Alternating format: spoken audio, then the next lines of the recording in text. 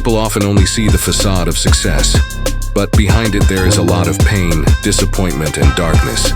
The shocking, unfiltered stories of rock stars not neatly packaged. I hope you can face the truth here in this memoir.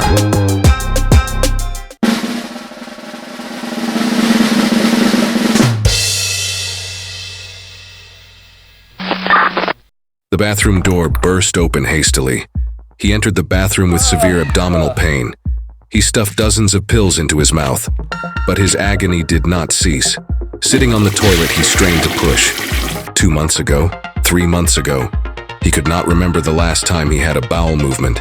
His breathing became more rapid as cold sweat poured down like rain. He recalled the doctor advising surgery, but he could not take action that would be fatal to his fame. His heart that had been pounding like crazy began to tighten suddenly. His consciousness gradually grew dim.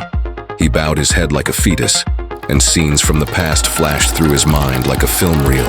Sam Phillips, who had experience as a radio DJ and sound engineer, started Memphis Recording Service. Sam would record the music of amateur musicians with potential and sell it to major record labels. Sam would always say to his secretary, Marion Keisker, that if he could only find a white man who sang black music with the Negro feel, he could make a fortune. An 18-year-old who had just graduated high school dreamed of becoming a singer, but was rejected from local band auditions and worked as a truck driver. He heard a friend's band was looking for a vocalist. But at the audition, the band leader coldly told him he could never succeed as a singer, so should focus on truck driving. On August 1953, the young man lingered around Memphis Recording Service. Marion Keisker, the receptionist and secretary of the studio, showed the young man into the recording room. He wanted to record his singing as a birthday gift for his mother. Marion asked what kinds of songs he usually sang. He replied that he sang all kinds of songs. When Marion asked who he sounded like, he said he didn't sound like anyone else.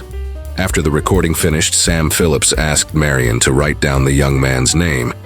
And she wrote, Elvis Presley, good ballad singer, hold. Sometime later, Sam Phillips called Elvis into the studio to record him.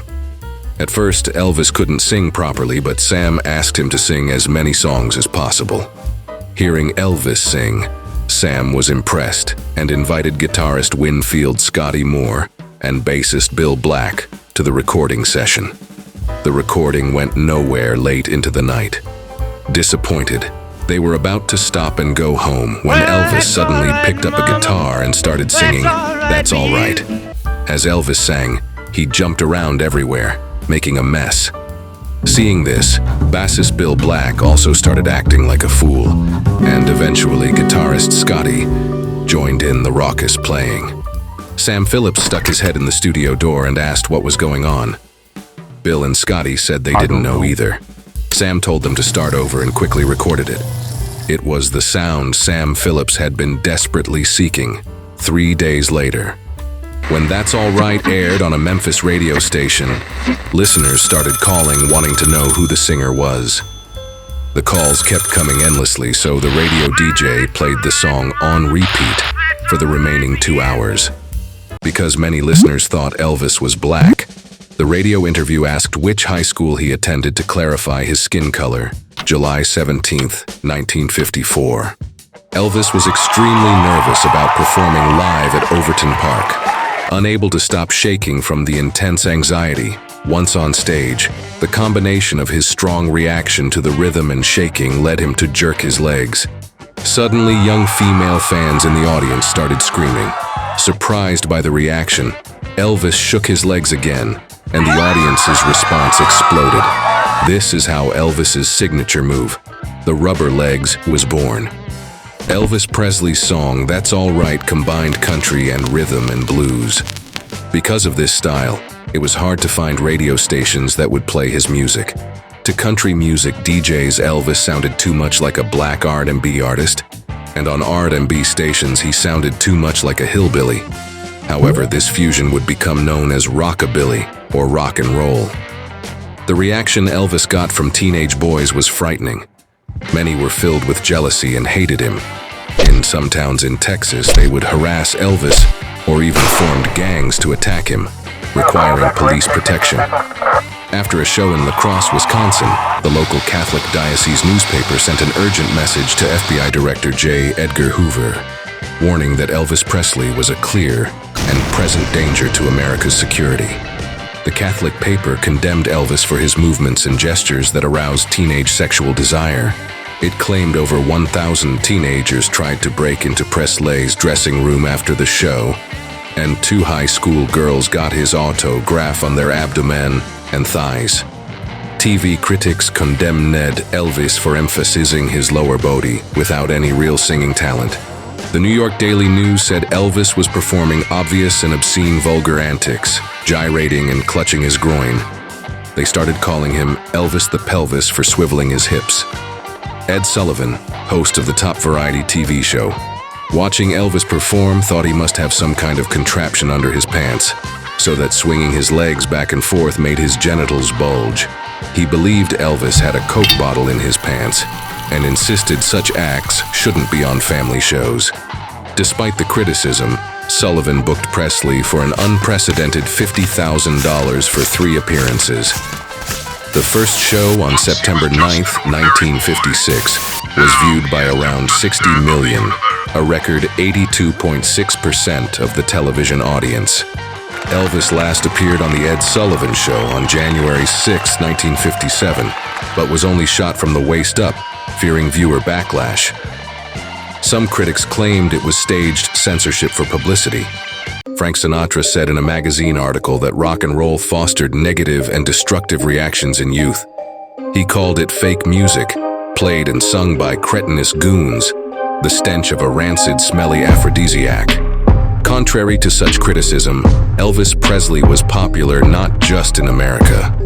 The New York Times reported that in Leningrad, Soviet Union discarded X-ray plates with his music recorded on them were selling at high prices. In 1973, Elvis divorced and his health deteriorated. Overdosing on sleeping pills and tranquilizers, he was unconscious in a hotel for 3 days. And in late 1973 was hospitalized in a coma from painkiller abuse. Despite his poor health, his concert tours continued, performing an incredible 168 shows in 1973 alone. His obese body, over 150 kilo, collapsed on the cold bathroom floor. The emptiness in his eyes gradually lost their light. August 16, 1977. Elvis's fiancée, Ginger Alden, found him lifeless and icy cold on the bathroom floor. He was taken to the hospital, but CPR failed, and he died at age 42. The autopsy found 14 drugs in Elvis's body, with 10 at significant levels. Elvis was taking medication comparable to terminally ill cancer patients. Elvis's personal physician, Dr. George Nicopolis, was found to have prescribed over 10,000 doses of sedatives, amphetamines, and narcotic painkillers to Elvis in just the first 8 months of 1977.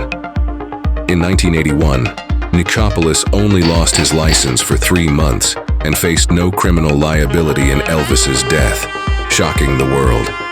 But in 1990, Nicopolis was permanently stripped of his medical license by the Tennessee Board of Medical Examiners. Elvis's body was ravaged from years of excessive medication. Side effects of drug abuse caused severe chronic constipation, and from around 1975, he could rarely pass stool, suffering immensely. His body swelled up due to fecal impaction and complications. His doctor advised a colostomy, but Elvis worried it would damage his image. With heart disease, straining to defecate caused arrhythmia from compressing his abdominal aorta, which ultimately caused Elvis's heart to stop, according to the autopsy. In fact, over 20 kilo of fecal matter was found at autopsy. Elvis Presley. He made the criticized, black-centered rock and roll enormously popular across races worldwide. He endured all kinds of conservative criticism and gaze, achieving unmatched popularity. But relying on binge eating and drugs to cope with his stressful schedule and personal life only made him unhappy. Does success only come to those who sacrifice so much? Or does success make people unhappy? Elvis Presley lived an inscrutable life. Here in this memoir,